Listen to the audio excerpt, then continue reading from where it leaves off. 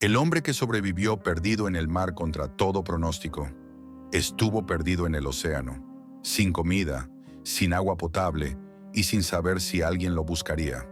Durante días, el mar fue su única compañía y también su mayor amenaza. No había tierra a la vista, no había referencias, solo agua en todas direcciones. Esta es una historia real de supervivencia extrema que muy pocos conocen. No porque no sea impactante, sino porque ocurrió lejos de cámaras, lejos de titulares y lejos de cualquier ayuda. Todo comenzó como empiezan muchas tragedias. Un día normal. El clima era estable, el cielo estaba despejado y el mar parecía tranquilo. Nada indicaba que algo pudiera salir mal. El plan era simple: salir al mar, pasar unas horas navegando y regresar antes del anochecer. Un trayecto conocido, sin riesgos aparentes. Había hecho esto antes, muchas veces, y precisamente por eso bajó la guardia. Porque cuando algo se vuelve rutinario, el peligro deja de parecer real. La decisión que lo cambió todo fue pequeña. Tan pequeña que en ese momento ni siquiera la registró como un error. No revisó algo, no calculó algo, no imaginó lo que podía pasar si fallaba. Minutos después, el motor dejó de responder. Al principio no entró en pánico. Giró la llave una vez más, luego otra. Nada. El sonido del motor había desaparecido y con él la certeza de regresar a casa. Las corrientes comenzaron a empujar la embarcación lentamente. No de forma violenta, sino constante, casi imperceptible. Durante un rato creyó que aún tenía el control, que solo era cuestión de tiempo, pero el tiempo empezó a jugar en su contra. Las horas pasaron y la línea de la costa se fue desdibujando.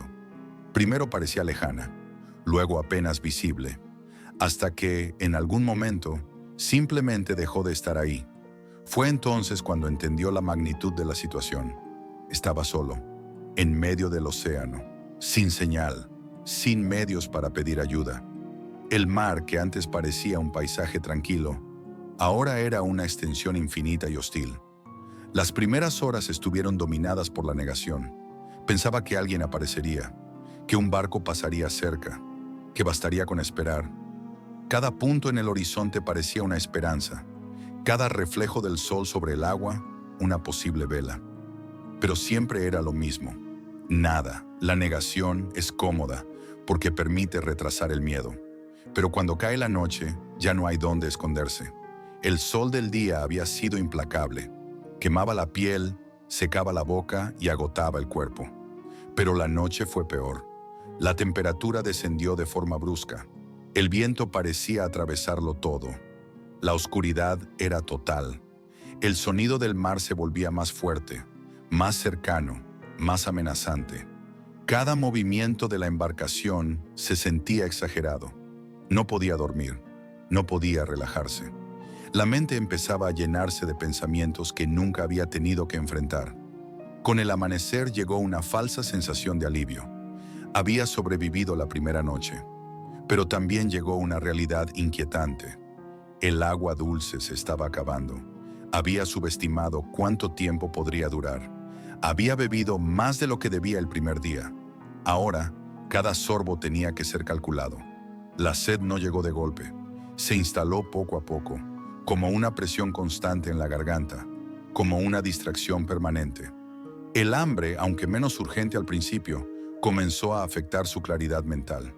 Pensar se volvió más difícil. Concentrarse, un esfuerzo. El segundo día fue más duro que el primero. El sol parecía más intenso. O tal vez era su cuerpo el que ya no resistía igual. Intentó crear sombra con lo poco que tenía. Movió su cuerpo lo menos posible. Cada gesto innecesario era un gasto de energía que no podía permitirse. Cuando llovió ligeramente, levantó lo que pudo para recoger agua. No era suficiente, pero era algo. Beber esa pequeña cantidad fue un alivio momentáneo y al mismo tiempo un recordatorio de lo frágil que era su situación. Las noches seguían siendo aterradoras. La mente, privada de comida y agua, empieza a traicionar. Los pensamientos se repiten, las dudas se amplifican. Empezó a preguntarse si alguien notaría su ausencia, si alguien lo estaba buscando, si ya era demasiado tarde. El océano no ofrecía respuestas, solo silencio, un silencio pesado, indiferente. Hubo un día en particular que marcó un punto de quiebre. El cuerpo no respondía como antes.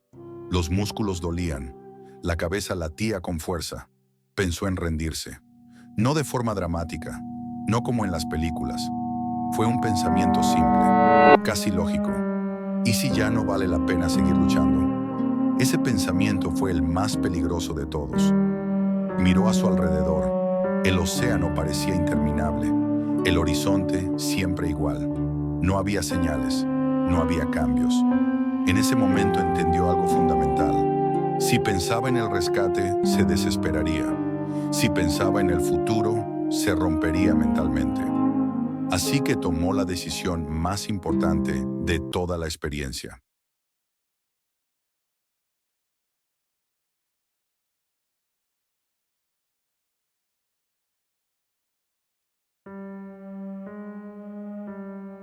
No pensar en sobrevivir el día, no pensar en mañana, solo sobrevivir una hora más, una hora. Esa idea cambió todo. Una hora era manejable, una hora no daba miedo. Se concentró en cosas pequeñas, respirar despacio, protegerse del sol, no desperdiciar energía. Cuando esa hora pasaba, se permitía pensar en la siguiente. No había heroísmo en ello, solo disciplina mental, hora tras hora. Así se mantuvo con vida. Cuando ya no esperaba nada, cuando incluso esa estrategia empezaba a desgastarse, ocurrió algo distinto. Un sonido. Al principio creyó que lo estaba imaginando. La mente cansada crea ilusiones, pero el sonido volvió a escucharse. Más claro, más fuerte. Era inconfundible. Un helicóptero. Reunió la poca energía que le quedaba. Hizo señales. Se movió como pudo. No sabía si lo habían visto. No sabía si pasarían de largo. Pero esta vez el sonido no se alejó. Se acercó. Había sobrevivido días perdido en el mar. Contra el hambre, contra la sed, contra el miedo, contra su propia mente.